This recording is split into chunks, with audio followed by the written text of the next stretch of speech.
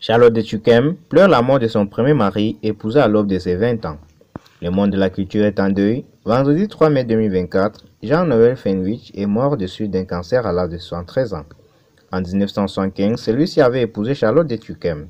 Cependant, leur histoire n'avait pas duré. En 2021, c'est alors que Laila Kadour lui avait demandé sur France Inter pourquoi elle s'était mariée cette année-là, que l'actrice avait répondu « Vous n'avez jamais fait de conneries, vous ?» Eh bien moi, oui, mariée à 19 ans, divorcée à 20 ans.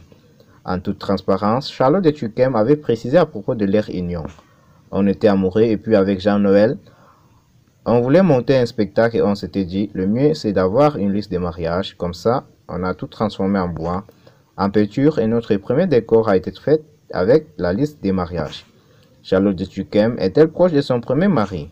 Dans les colonnes de Téléstar, l'actrice de 109 ans avait révélé ne pas être restée en bon terme avec Jean-Noël Fenwick. Je ne m'entendais pas bien avec tous mes ex, seulement avec le père de mes filles. Avec les autres, c'est la cata, avait-elle révélé. Si Charlotte de Tuckem n'a pas répondu, pour rendre hommage à son premier mari publiquement, l'acteur et l'humoriste Olivier Lejeune a eu une pensée émue en apprenant sa disparition. J'ai connu Jean-Noël Fenwick et son frère Olivier lors de nos années insouciantes ou jeunes Godelureau. Nous fréquentions les clubs parisiens à la mode, Régine, Castel, Dany et de fou rire un trio de crétins.